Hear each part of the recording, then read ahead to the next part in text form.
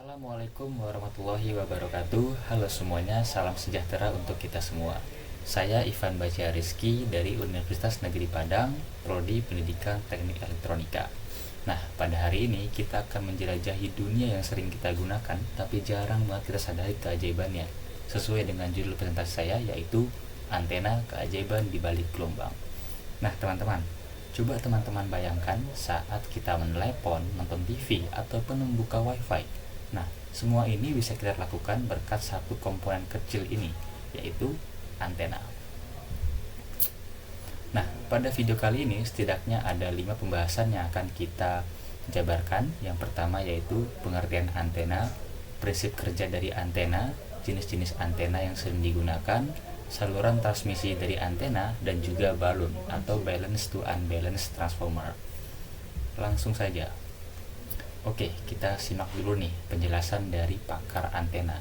Yang pertama dari Hidayanti 2022. Antena ini berfungsi sebagai penghubung antara perangkat elektronik dan ruang bebas dalam proses transmisi serta penerimaan sinyal radio. Dalam sistem komunikasi, antena berperan mengubah sinyal listrik menjadi gelombang elektromagnetik.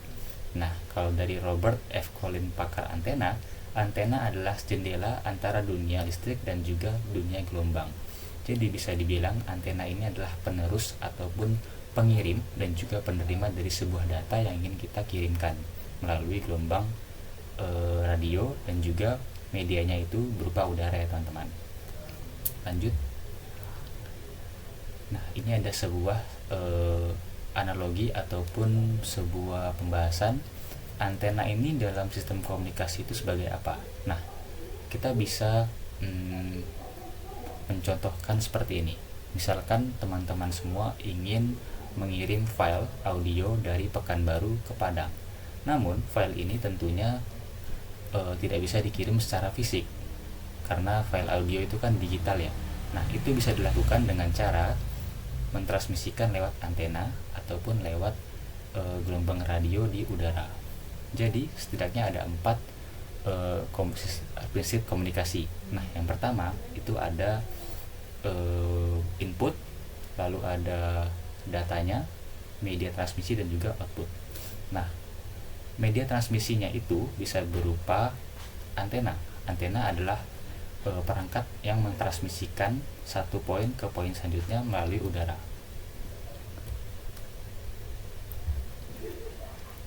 Nah, antena ini bisa kita analogikan sebuah pemain bola teman-teman. Misalkan dari antena 1 itu si pemain biru. Pemain biru ingin mengoper bola kepada pemain merah seperti ini. Ia mengoper pemain bola. Nah, pemain bola yang merah akan mengoper lagi ke pemain biru. Nah, seperti itu terus. Jadi, antena itu diibaratkan sebuah pemain bola ya, di nomor 2 ini yang warna biru dan juga warna merah. Dan bolanya itu adalah data yang dikirimkan oleh si antena. Jadi antena 1 misalkan dari Pekanbaru ke antena 2 yang ada di Padang, itu saling terhubung sehingga menciptakan sebuah hubungan dan bisa mentransmisikan data. Lalu media transmisinya seperti kalau kita main bola itu kan ada rumput ya. Nah, kalau di antena media transmisinya itu berupa udara teman-teman. Jadi file ini dipantulkan lewat radio, dan radio ini akan memantul di udara. Seperti itu. Lanjut ke jenis-jenis antena. Jenis antena ini didasari oleh 2 perbedaan. Yang pertama ada omnidirektorial atau antena yang digunakan sebagai pemancar dan juga memiliki polarisasi dengan ke segala arah atau dengan 360 derajat. Dan antena yang kedua itu ada direksional atau antena yang dapat digunakan sebagai pemancar dan juga penerima, tapi dia tidak ke segala arah karena dia hanya ada ruang lingkupnya seperti wajan kalau teman-teman bisa lihat. Nah, kita bahas yang pertama dulu yaitu omnidirektorial.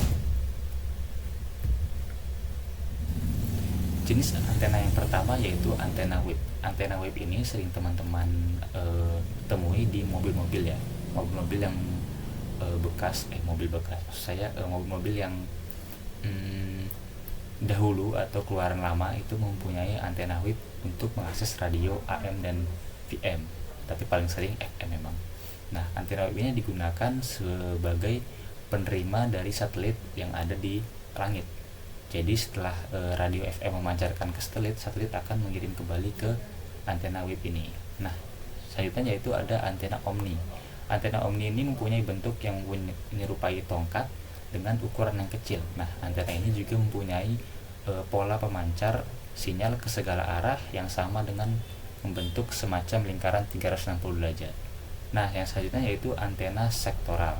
Antena sektoral ini mempunyai polarisasi dengan arah tertentu, yaitu 180 derajat. Nah, biasanya itu antena ini berbentuk seperti tabung dan dipasang secara vertikal dengan sektoral dengan sudut sebesar 120 derajat.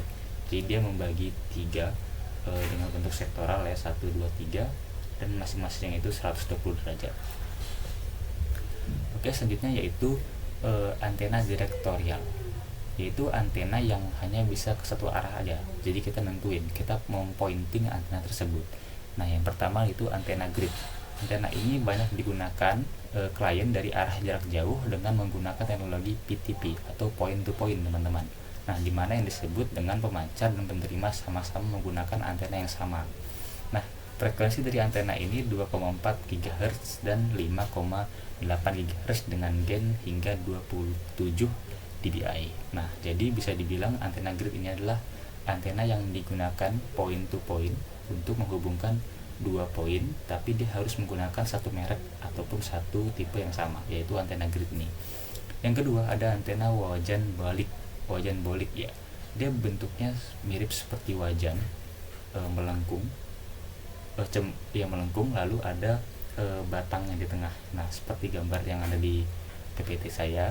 Nah, ini mirip dengan antena parabolik, namun hanya saja pada bagian reflektornya ini menggunakan bahan dari wajan. Nah, biasanya antena wajan bolik ini banyak diaplikasikan untuk lebih memperkuat sinyal yang berasal dari hotspot dengan jarak lebih jauh dan sulit ditangkap oleh USB wireless adapter. Nah, yang ketiga itu ada antena parabolik. Antena jenis ini parabolik ini mempunyai gain antara 18 sampai 28 dBi dan diaplikasikan untuk tipe jaringan seperti point to point atau jarak menengah hingga jarak jauh. Nah, selanjutnya kita akan membahas saluran transmisi antena. Apa sih saluran transmisi antena itu? Nah, jadi tentunya antena ini kan dia di atas. Tentu tidak mungkin dia di atas sendirian. Dia butuh sebuah transmisi yang menghubungkan ke perangkat-perangkat selanjutnya. Nah, salah satu media transmisinya itu ada di koaksial kabel. Nah, koaksial kabel ini seperti teman-teman tahu, dia mempunyai tembaga di dalamnya dan diisolasikan oleh sebuah isolator, lalu diisolasikan lagi oleh sebuah copper mesh. Nah, baru di outside-nya itu ada outside isolator. Nah, kenapa banyak digunakan? Karena kenapa koaksial ini banyak digunakan untuk jaluran transmisi? Karena dia itu bisa dibilang paling aman untuk mentransmisikan data, karena dia dari gaya elektromagnetik dan lain sebagainya dia tidak tersentuh, sangat minim sekali. Selanjutnya ada kabel twisted pair. Nah, mungkin ini lebih sering kita jumpai di jaringan-jaringan wifi dan sebagainya. Namun kabel twisted pair ini atau kabel UTP ini juga bisa kita gunakan untuk jaringan radio dengan memanfaatkan dari ke-8 jenis kabelnya ya. Selanjutnya itu ada waveguide. Waveguide ini dia digunakan untuk sama dengan koaksial kabel, namun dia berbentuknya lebih bisa dibilang lebih fisiknya lebih kuat, dan juga dia tidak bisa dibengkok-bengkokkan ya. Dia sudah paten seperti itu bentuknya, dan dia itu bisa dibilang datanya itu saling memantul di antara rongganya itu. Nah, selanjutnya ada fiber optik. Mungkin fiber optik tidak langsung digunakan pada antena, namun fiber optik ini sangat berguna untuk mentransmisikan data dengan jarak jauh. Selanjutnya ada balance to unbalance transformer. Nah, perangkat apa sih ini? Jadi teman-teman tahu tadi kita mempunyai sebuah antena dan juga sebuah kabel koaksial. Nah, kabel koaksial dan juga antena itu impedensnya berbeda, teman-teman. Nah, sehingga dibutuhkan sebuah perangkat untuk menyatukan kedua hal tersebut, yaitu dengan balun, yaitu balance to unbalance transformer. Perangkatnya gunakan dalam sistem komunikasi radio dan antena untuk menghubungkan dua sistem yang dengan karakteristik impedansi yang berbeda, yaitu antara sistem balance seimbang dan juga unbalance tidak seimbang.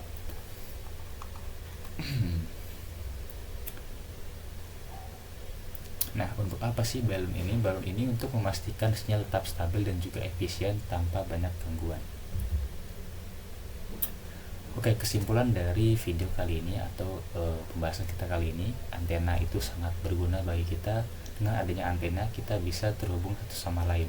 Karena percuma saja bisa dibilang transmisi cepat, tapi tidak bisa menghubungkan satu poin ke poin yang selanjutnya. Nah, itu saja pembahasan dari saya. Saya mohon maaf bila kesalahan. Jangan lupa like video ini, follow IG saya dan juga donasi ke Dana. Terima kasih.